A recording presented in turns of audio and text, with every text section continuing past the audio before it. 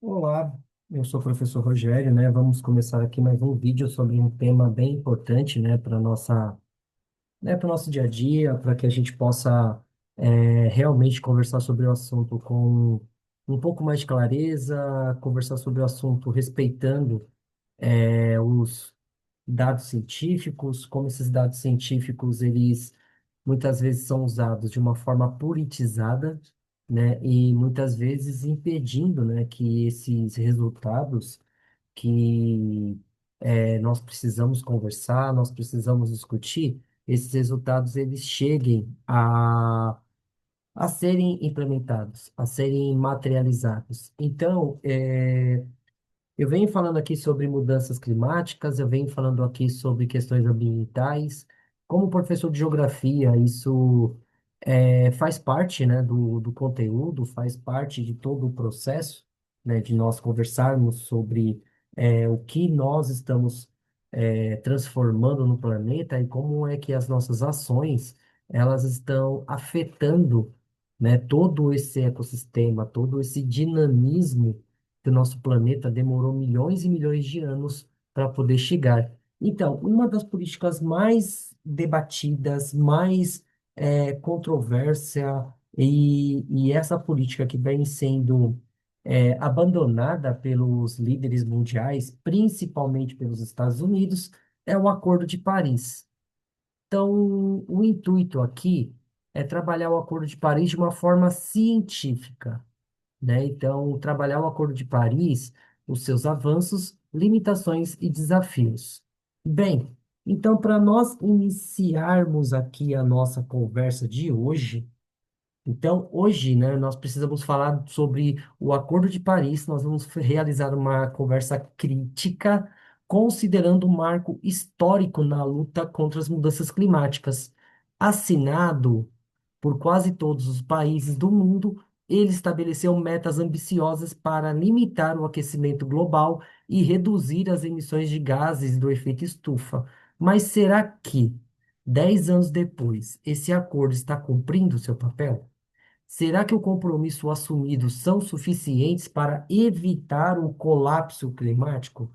Então, 10 anos se passaram do Acordo de Paris. Então, o Acordo de Paris, ele foi um marco histórico. Então, o Acordo de Paris, ele foi um documento, né, que ele cria as diretrizes, né, que faz com que a gente planeje ações que evite, né, que nós possamos inicialmente mitigar os impactos das mudanças climáticas e pensando em médio e longo prazo, uma forma de retroceder essas mudanças climáticas. Então, voltar, né, tentar voltar ao que era, o que a nossa atmosfera apresentava antes da Revolução Industrial, né? Então, nós temos que pensar nessas duas perguntas.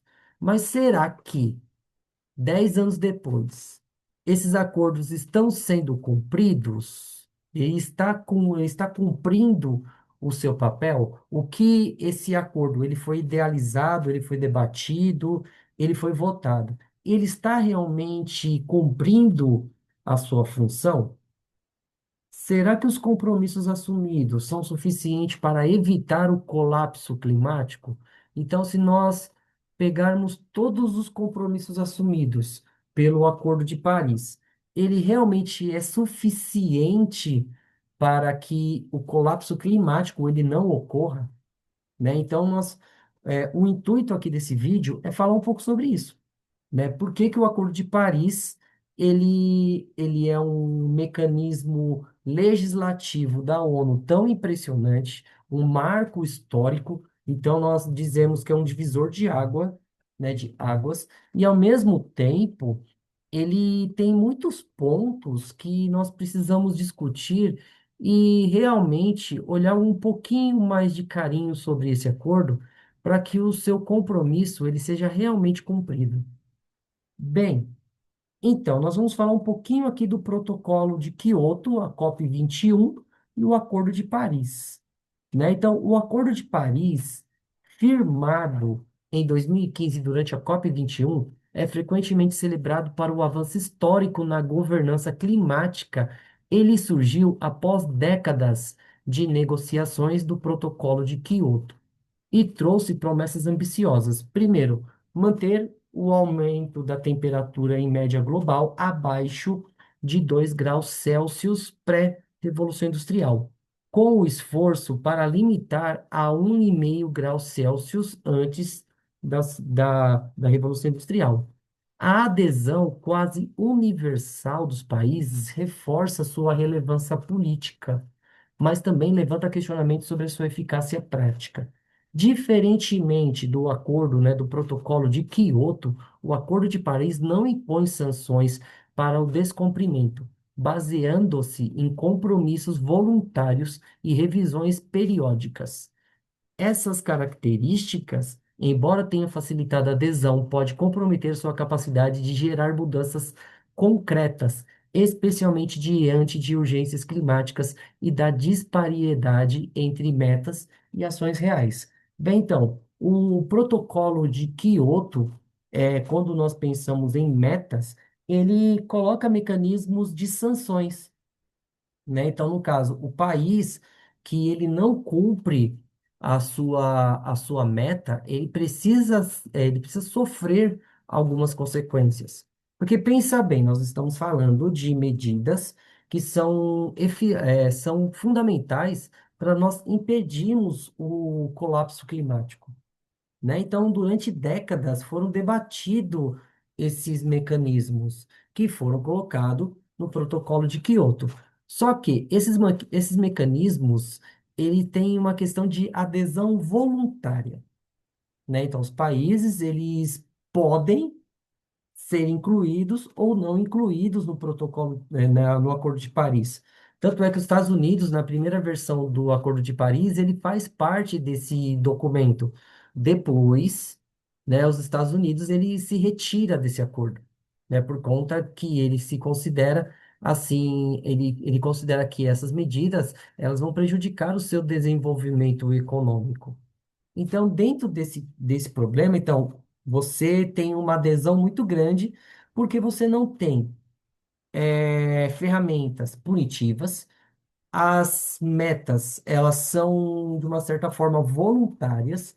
E o compromisso, né, a questão da adesão ser voluntária e não ter essas sanções, e principalmente essa questão de que é preciso manter, né, essa questão da prática. Então, nesse caso, a adesão universal, ela é um fator importante político, né, porque nós conseguimos unir o máximo de países possível, mas também tem mecanismos que dificultam que essas mudanças saiam do discurso, saiam do púlpito e venha para a prática.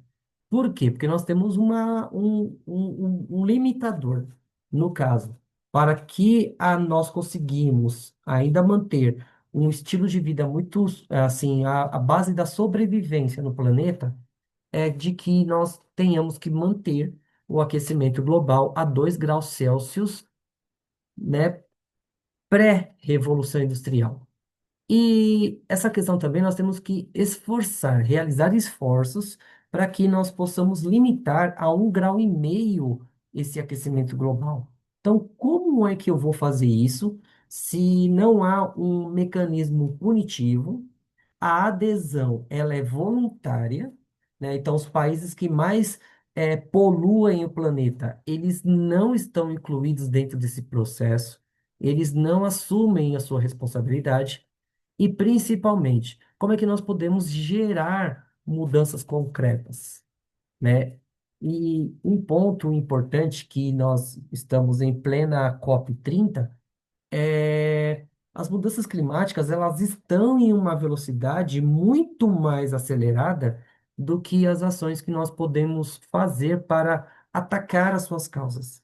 Então, nós temos que realmente pensar em medidas concretas, os esforços multilaterais para que esse objetivo ele seja muito significativo. Bem, então, as principais metas. Primeira, a redução dos gases do efeito estufa. Então, o Acordo de Paris ele estabeleceu como meta central a redução das emissões globais de gases do efeito estufa, visando conter o aquecimento global. Essa diretriz é fundamental para evitar impactos irreversíveis no clima, mas suas implementações dependem do compromisso voluntário dos países, sem um mecanismo coercitivo. Na prática, isso significa que cada nação define suas próprias metas, o que gera disparidade significativa entre ambição e capacidade de execução. Sem uma estrutura de fiscalização robusta, o risco é transformar as promessas em meras declarações políticas. Bem, primeira coisa, nós temos que pensar qual é, não vamos dizer vilão, né? Porque quando nós pensamos em qualquer debate, qualquer conversa, qualquer coisa, nós sempre queremos nos colocar no lado do bem, né? Nós defendemos o bem, nós somos os mocinhos contra os vilões. Mas vamos fazer essa questão. O dióxido de carbono, o metano, entre outros gases que são responsáveis pelo efeito estufa, eles precisam ser controlados. Isso não é um discurso, é um compromisso, né? Porque pensa bem, se nós não realizarmos nada hoje, né, se nós não diminuirmos esses gases do efeito estufa, nós chegaremos a esse limite de 2 graus Celsius pré-revolução industrial, que, segundo vários ambientalistas, é um ponto sem volta. Nós já estamos vendo como as mudanças climáticas elas estão afetando todo o globo. Regime de chuvas irregulares, desertificação de áreas, né, cultiváveis. Nós também estamos vendo a morte, né, de corais, que são barreiras naturais que impedem, né, eventos drásticos da movimentação dos oceanos, então, e também mantém a vida, a biologia.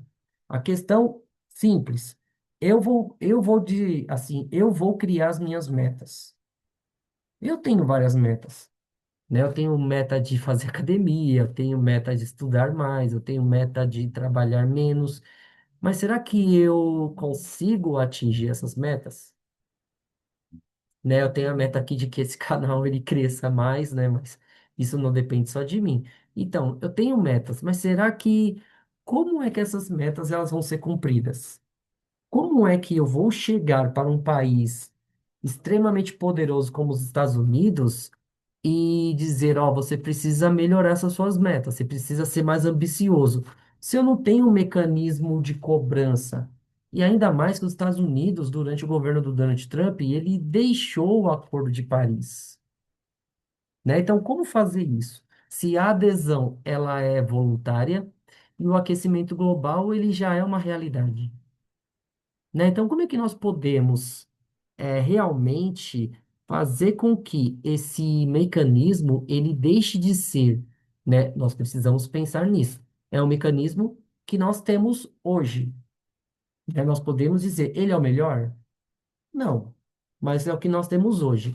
Então, como é que nós podemos fazer com que ele deixe de ser um elemento político e seja um elemento de execução, que nós possamos executar esse documento, né? Principalmente realizando fiscalizações robustas e principalmente que os riscos, né, que nós temos de quê? De que promessas elas deixem de ser, né, cumpridas, que se tornem apenas promessas.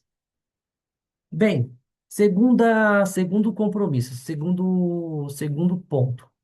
A revisão periódica das metas nacionais, o NDCS. Então, o pilar do acordo é a revisão periódica das contribuições nacionalmente determinadas, o NDCS, que deveria garantir uma maior ambição ao longo do tempo. A ideia é positiva. Criar o ciclo de melhoria contínua não entende,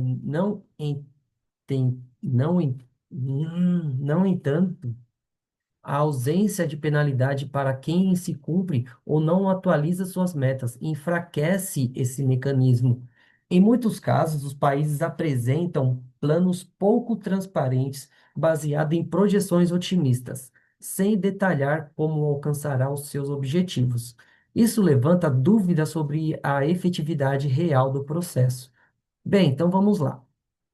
A questão das metas. Então, eu tenho aqui uma visão do Brasil, né, no caso das medições, né, desses gases nocivos, as metas de redução de emissões no Brasil, né, do metano e do dióxido de carbono.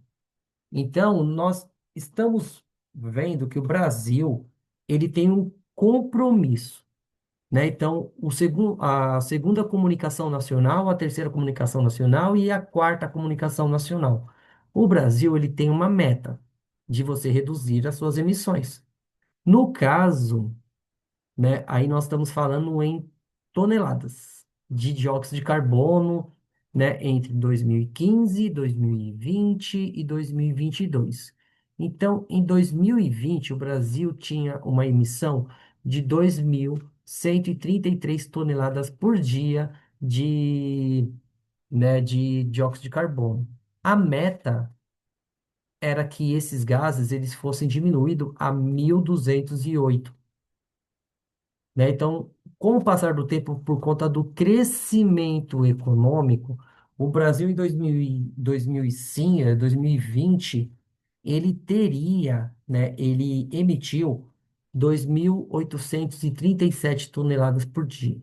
A meta era manter em 1.208, mas ela se elevou a 1.617, né? A mesma coisa aconteceu em 2022, que as emissões elas foram em 2.562, mas ela precisava alcançar 1.281. Então, como é que nós podemos discutir isso, né? As emissões de 2005 e as emissões esperada em 2030. Então, o Brasil, nós temos uma reserva, né? Nós temos uma quantidade imensa de cobertura vegetal ainda. Qual o maior problema? É que com o crescimento econômico, o crescimento de áreas cultiváveis, esses reservatórios de carbono, então a floresta, ela nada mais é do que um reservatório de carbono. Ela sequestra o dióxido de carbono da atmosfera, transformando no corpo da árvore. Então, nesse caso, nós temos que pensar como chegar aos nossos objetivos, né? Pensando em todos essas metas. Se nós temos uma ausência de penalidades, qual vai ser a maior penalidade? Vai ser simplesmente esgotar todas as possibilidades de evitar o colapso climático, que ele já está acontecendo, né? Não adianta tampar o sol com a peneira. Nós estamos vendo como é que fenômenos como o El Ninho e Laninha, eles estão cada vez mais presentes e cada vez mais acentuados em nossa realidade. Não tem como fugir disso. Então, como é que nós possamos, né, em vez de nós realizarmos projeções otimistas, por que otimistas? Porque muitas vezes o discurso, são discursos emotivos, né? Onde nós transformamos o nosso discurso uma forma de angariar, né? Angariar recursos. Mas quando nós colocamos isso em prática, muitas vezes nós não alcançamos os objetivos que nós mesmos criamos. Então, seria muito mais interessante criar metas realmente alcançáveis para depois nós irmos alterando, modificando essas metas para que elas sejam alcançáveis, em vez de criar apenas discursos, né, discursos tendenciosos onde nós não chegaremos a lugar nenhum. E também, né, nós temos que pensar como incentivar os países em desenvolvimento e não atacar, não aumentar as suas emissões, né, de uma certa forma ou de outra. Aí nós temos o terceiro ponto, que é aí que o negócio fica complicado, porque mexe com dinheiro, que é o financiamento climático para países em desenvolvimento. Então, o Acordo de Paris também prevê o apoio financeiro aos países em desenvolvimento, reconhecendo que eles são mais vulneráveis aos impactos climáticos e possuem menos recursos para mitigação e adaptação. A meta inicial era de mobilizar 100 bilhões de dólares anuais até 2020, mas esse compromisso tem enfrentado atrasos e insuficiência na arrecadação. Além disso, grande parte dos recursos anunciados não é adicional, mas reembalagens de fundos já existentes. Essa lacuna compromete a confiança entre os países e evidencia a dificuldade de transformar promessas em ações concretas. Bem, então, o financiamento, quem vai pagar as contas? Né? Então, quando nós pensamos no fundo internacional, né, que voltado para a colaboração, para a ajuda mútua entre os países. Então, aqueles países que poluem mais, eles precisam contribuir para que os países em desenvolvimento eles possam chegar ao seu objetivo sem aumentar as suas emissões. Como? Investindo dinheiro, né? O Brasil ele recebe dinheiro do fundo, né, de fundos internacionais para a manutenção das áreas verdes, no caso da Noruega, da Alemanha, né, que são países que, de uma certa forma ou de outra, eles estão em um nível de desenvolvimento industrial mais elevado do que o Brasil. Então, nesse ponto, o Brasil ele recebe essa colaboração, né? Qual o maior problema? É que esses recursos eles sejam realmente utilizados para o desenvolvimento desses países que ainda precisam, né, evoluir na sua produtividade e no seu desenvolvimento. Então, é a mesma coisa de dizer o seguinte, ó, você já está satisfeito, né? Ou você está em um restaurante, você já está satisfeito. Então, nesse caso, eu preciso, né, de uma certa forma ou de outra, colaborar para que aqueles outros que ainda não se alimentaram se alimentem, né? Então, no caso, aqueles países em desenvolvimento são aquelas pessoas que precisam se alimentar, eles precisam se desenvolver. Enquanto os países já desenvolvidos, eles poderiam ajudar, né, nesse processo. Como? Compartilhando tecnologias que mitigam as emissões, financiando a manutenção da floresta, entre outros eventos que possam ajudar para que os impactos das mudanças climáticas elas sejam menos sentidos com esse trem, né? Que as mudanças climáticas, né, os impactos das mudanças climáticas, elas sejam reduzidos. E principalmente evitando, né, ou jogando, né, de uma certa forma ou de outra, atacando o que pode ser, né, a forma mais drástica que nós estamos vendo daqui a alguns anos, que é a possibilidade de que nós tenhamos áreas cultiváveis que vão perder o seu poder, né, de continuar produzindo, né, que é um ponto muito impactante no caso da economia brasileira, né, porque o Brasil, ele depende muito, né, uma boa parte do seu PIB, ele é gerado pelo primeiro setor, que é o meio agrário, né, então nesse caso nós precisamos agir para que esse ponto, né, que as mudanças climáticas, ele não afete esse, né, essa parte da nossa economia. Pena que nem todos conseguem enxergar isso dessa forma, né? E isso fica muito claro em alguns eventos, né? Ou alguns discursos, que em vez de ajudar, né, nessa transformação, nós estamos vendo ao contrário. Então, crítica em geral. Então, apesar das metas ambiciosas, o Acordo de Paris ele carece de mecanismos de sanções para quem não cumpre o seu compromisso. Essa fragilidade estrutural coloca em xeque sua capacidade. E evitar o colapso climático tornando mais um pacto político do que um instrumento efetivo de governança global. Então, nós temos que pensar como, né, mudar essa questão, né? Nós temos que realmente colocar em discussão, em debate, em votação, como realmente nós podemos fazer com que esse acordo ele deixa de ser um acordo político e passa a ser um acordo realmente de governabilidade. Bem, então, pontos positivos. Então, o Acordo de Paris, ele trouxe avanços inegáveis para a governança climática global. Pela primeira vez, quase todos os países se comprometeram com metas a conter o aquecimento global, criando um engajamento internacional sem precedentes. Além disso, o acordo impulsionou a transição energética, estimulando investimento em fontes renováveis e tecnologia de baixo carbono. Outro aspecto relevante foi a criação de mecanismos de transparência que permite monitoramento que para comparar as ações nacionais. No entanto, esses pontos positivos não eliminam a fragilidade estrutural do pacto. Sem instrumentos de sanções, obrigatoriedade e a eficácia, né, depende mais da vontade política do que das garantias concretas. Em outras palavras, o Acordo de Paris é um passo importante, mas insuficiente diante da urgência climática. Então, nós temos que pensar, né, nesses pontos que nós, né, conversamos aqui, né, são pontos que até então, até 2015, ele não existia. Nós precisamos melhorar o Acordo de Paris, né, então fazer com que o Acordo de Paris ele tenha maior impacto, né, principalmente na infraestrutura. Nós temos que pensar que esse acordo ele precisa impulsionar ainda mais a transição energética.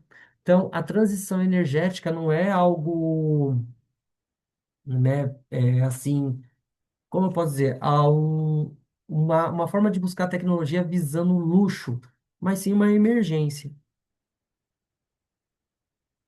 Porque se nós continuarmos realmente, né, nesse mesmo tipo de comportamento, na forma de usar os combustíveis fósseis, não pensar em energias limpas, entre outros eventos, nós, nós literalmente nós vamos condenar as futuras gerações a problemas climáticos e principalmente mergulhando essas futuras gerações a um planeta destruído, né? Colocando em meias palavras, é isso, né? Então nós temos um acordo muito positivo, nós temos vários pontos que nós podemos exaltar desse acordo, mas nós não podemos tampar o sol com a peneira e dizer que ele é definitivo, nós precisamos aumentar esse compromisso.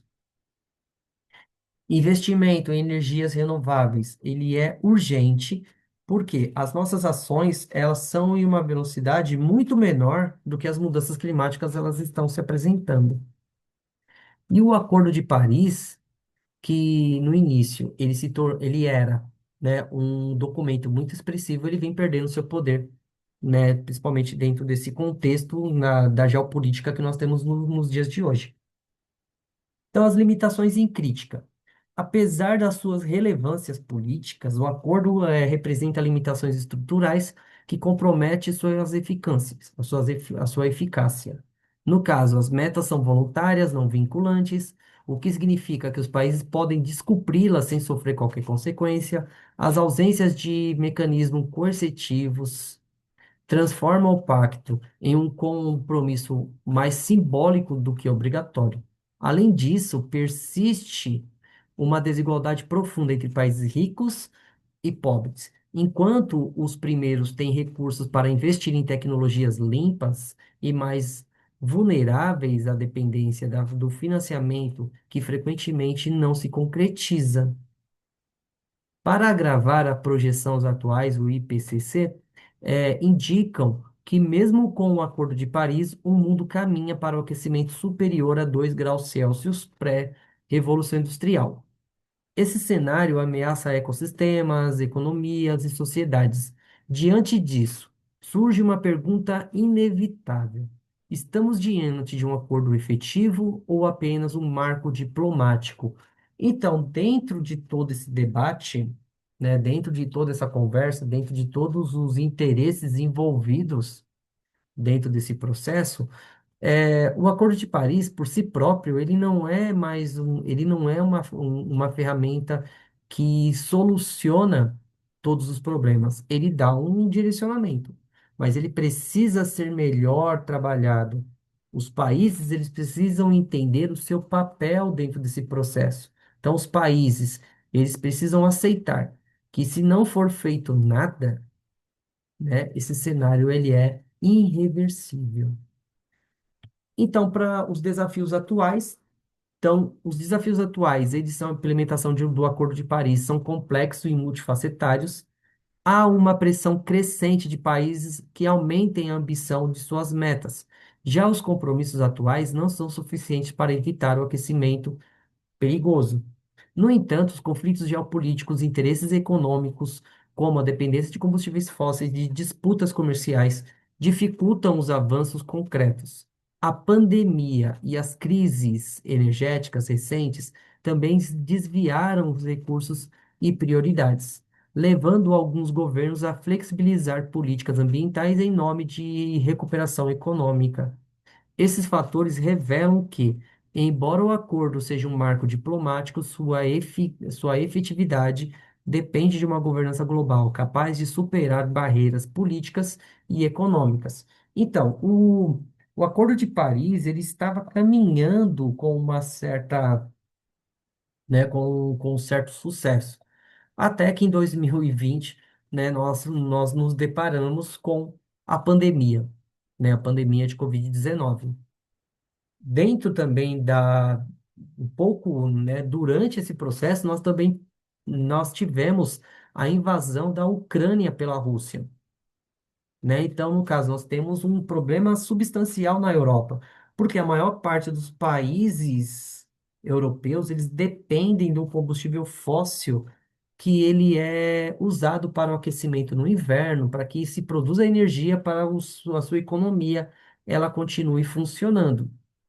E nesse caso, a somatória de uma geopolítica fragmentada, né? O mundo hoje ele está fragmentado, né? Então isso dificulta que o Acordo de Paris ele seja realmente implementado e implantado, né, de uma forma onde ele deixe de ser apenas um mecanismo diplomático e ele realmente seja significativo, né? Porque os países que sofreram com a pandemia e com os conflitos, eles desviaram parte dos seus recursos para que esses problemas eles sejam solucionados ou pelo menos mitigados, né? E isso, né, faz com que o Acordo de Paris ele precisa de auxílio, né, para que o planeta ele precisa ter a colaboração de todos.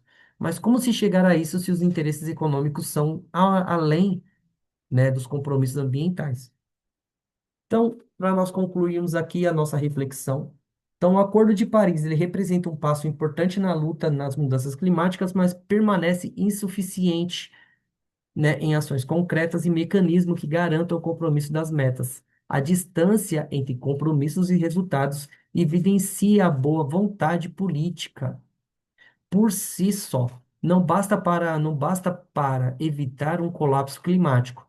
Então, quando nós pensamos nesse Acordo de Paris como um documento, né, que ele foi um marco histórico, mas ao mesmo tempo ele contém fragilidades.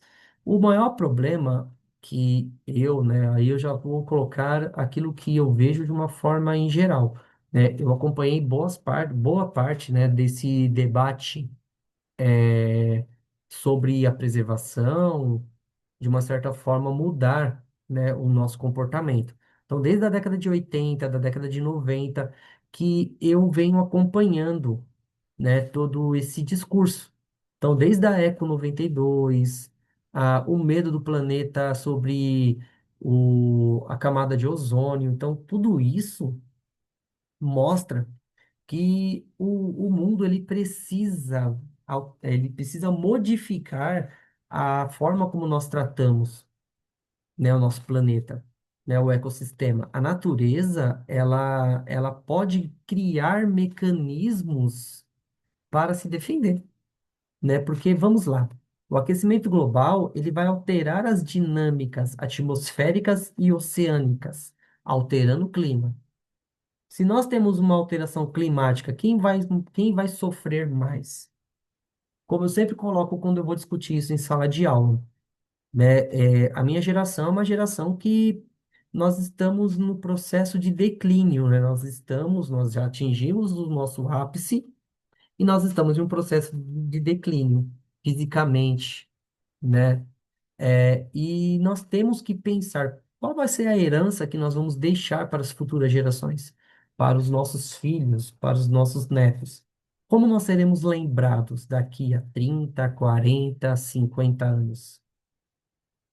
Né? Então, como a imagem dessa geração ela ficará marcada na história, né? Como seremos lembrados na história? Então, como sociedade, precisamos cobrar mais ambições e responsabilidade dos governos e empresas. A transição para uma economia de baixo carbono não é apenas uma escolha, mas uma urgência que exige pressão social, inovação e cooperação global. Bem, então vamos pensar aí, pressão social. Toda a COP, nós temos manifestações, nós temos conversas, nós temos debates, negociações. Mas como transformar essas palavras em ações?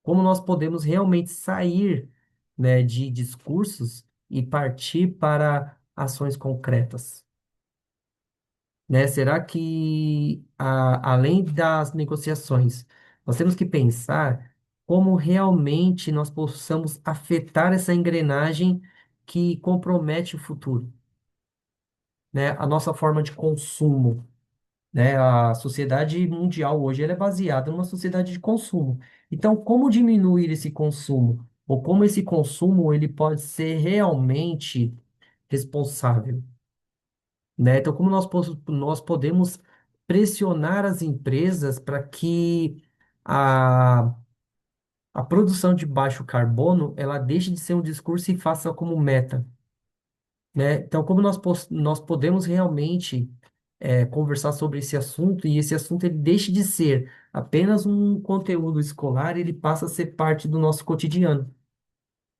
né? Educação ambiental está lá dentro, né, da BNCC. Mas como é que nós podemos tirar esse, né, esse conteúdo não tirar, né, mas vamos dizer o seguinte, tirar do discurso e colocar em prática, né? Aí fica a nossa pergunta aqui.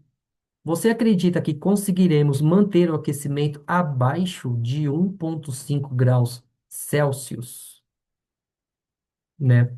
Então, você acha que nós seremos capazes disso, né? Será que nós podemos realmente esperar que, né, a questão, né, que o Cortella sempre fala, né, é o verbo esperança, né, a esperança de esperar. Nós não podemos mais, nós não temos o luxo de esperar. Nós temos que aproximar o discurso das nossas práticas. Realizar a coleta seletiva, né? Então, separar os nossos resíduos sólidos, repensar no nosso consumo, né? De uma certa forma ou de outra. Realizar a economia circular. Não tem outro jeito, né? Qual será a herança que nós vamos deixar para as futuras gerações? Então, com isso aqui, eu vou finalizando, né, o vídeo, agradecendo a todos vocês, né, que estão aqui me acompanhando, né, pensando que esse meu trabalho, ele é um trabalho bem intenso, voluntário, né, complicado de se chegar a todos. Quando se chega, às vezes, é meio, né, não se tem um objetivo muito claro, né, então, dizendo aqui, né, então, preciso da ajuda de vocês, preciso da sua inscrição, preciso da sua participação, né, do seu engajamento, compartilhe esse canal, né, importante para que nós possamos continuar a nossa conversa, nosso debate diário sobre geografia, né, geografia e ciências humanas, né, sem deixar esse ponto aí, né, para depois. Então, com isso aqui eu vou finalizando. Muito obrigado e até a próxima.